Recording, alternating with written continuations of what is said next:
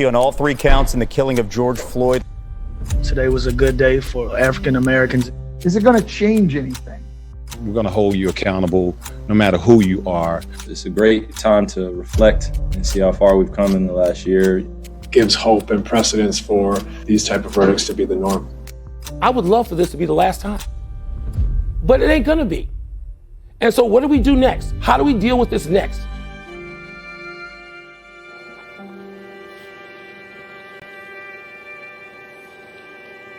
Good morning and welcome into a special edition of First Take. Today we will discuss the verdict that will echo through time, the verdict where the real work begins. Stephen A. Smith, Max Kellerman, I'm Molly Karen Rose. Let's get right into it, gentlemen. Former Minneapolis police officer Derek Chauvin found guilty on all charges in the murder of George Floyd.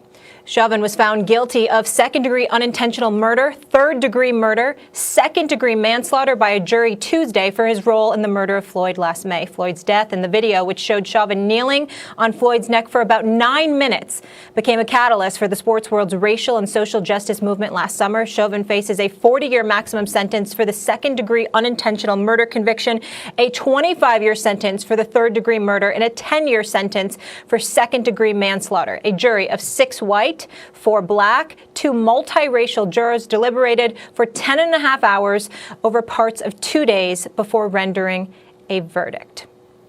Stephen A., your reaction to this historic verdict? Well, first of all,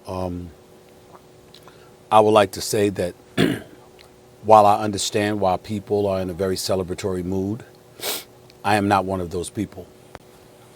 George Floyd is not coming back. He's dead. He was killed by this officer. He'll never be around his family or his loved ones again. He's not coming home. And so because of that, for me, while I understand why people would be in the streets in Minneapolis and beyond celebrating, I'm just not of that mindset. I do love the fact that the sentences came down, that he was found guilty on all charges.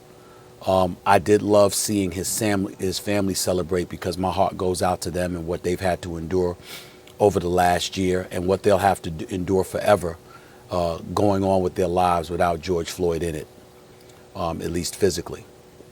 So we all know that. And while I'm glad for them because they seemed incredibly happy with what transpired,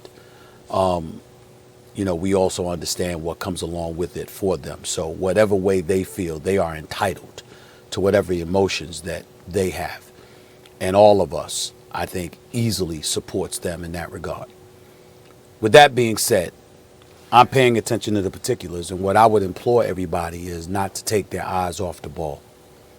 It's incredibly important that we understand what transpired yesterday. Derek Chauvin was convicted. Unintentional second-degree murder, third-degree murder, manslaughter charges. It says 40, 25, and 10 years respectively. That adds up to 75 years. From my understanding, the sentencing, his time in jail will be served concurrently, not consecutively. So what people out there may not understand, some people may not understand, and for the purposes of my opening comment, Max and Molly, I think it's important to explain to people that may not understand. When you are sentenced and your sentence is to be exercised consecutively, that means every charge is separate. And you have to serve one charge. And then after that, you have to serve time for the other charge. And then after that, you got to serve time for the other charge. When it's concurrent, it's perceived as being one crime. Essentially, you might have been found guilty for the 3 charges, but because they're served concurrently, you only get one. You're only being penalized for one charge. Now, I've read reports, and maybe I'm wrong here, but I was reading one report from the Associated Press. They said obviously the prosecution is going to go for the stiffest penalty imaginable, and the stiffest charge is obviously the second-degree unintentional murder, which carries a 40-year sentence. Well, in the state of Minnesota, doing my research and looking stuff like that up, lo and behold, you hear stuff along the lines that says, okay, well, that basically means the judge will give him 20. You're also in the state of Minnesota, because it's a federal crime, it's not a state crime. Since it's a state crime, not a federal crime, I'm sorry, Okay, not only do you get to 20, but in all likelihood, you only serve 2/3 of that time. So we're talking about anywhere from 10 to 12 years, conceivably, that Derek Chauvin could end up spending in jail. Because remember, he's left it up to the discretion of the judge. It's at the judge's discretion what amount of time this individual, Derek Chauvin, ends up getting sentenced to. The judge could give him the stiffest penalty imaginable, or he could cut it in half. And ultimately, usually in the state of Minnesota, they say you only serve 2/3 of it. We got dudes that was dealing marijuana that spent more time, more than 10 years in jail. And this dude might end up getting something like that. So it's incredibly important that we understand that everybody's eyes need to be on the ball. Yeah, he was found guilty. And that's step one. Justice appears to have been served. I lean more along the lines of what LeBron James tweeted when he brought up the word accountability. Because you're talking about true accountability and not being able to wiggle your way around it. Even when he goes to jail, everybody says he ain't got nothing to worry about. Ain't nobody going to get at him because they ain't going to put him in general population. I mean, you hear all kinds of stuff. So I'm kind of wondering, okay, what's going to really happen here? My eyes on the judge. Because now that he has been found guilty by the jury, I want to see what the judge is going to do as it pertains to his sentencing. Because if you sentence that man to 10 years, 12 and a half years, 20 years, it's your discretion. In the state of Minnesota, they usually serve about 2/3 of their sentence if they had no previous criminal record, which he did not. And he was a police officer. These are the kind of things we have to pay attention to, because on far too many occasions, particularly as black people, and we have every right to feel this way because we've endured so much throughout our history, symbolic victories, while significant, which is something that Max has pointed out accurately so, in the past, I'm saying it's not enough anymore.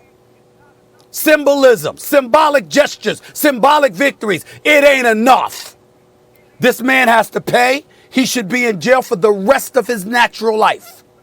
Those 3 officers, one that kept the spectators at bay, the other 2 that assisted even though they didn't have their knee on George Floyd's neck, but they was holding on his body. They need to do jail time too. Their trials come up in August. I'm looking at all of that. And I'm looking at the judge, who also during the trial, because Representative Maxine Waters showed up this week and flew from the nation's capital to Minneapolis and essentially encouraged people. She didn't say violence or anything like that, but she was encouraging people to make noise and to be confrontational. The judge was on the record and said to the defense, you obviously have grounds for an appeal to completely, for a mistrial, to completely dismiss all of these charges. That's what the judge said. And this is the same judge that has the discretion of deciding whether or not this man serves the maximum amount of time or the minimal amount of time. These are the things that I'm looking at. So again, I'm very happy with the guilty verdict. It was necessary. I'm glad it happened. But that's only part 1. Part 2 is what I'm talking about. And part 3 is people not forgetting that before George Floyd was killed, was murdered, there was a white kid that went into a church in South Carolina, shot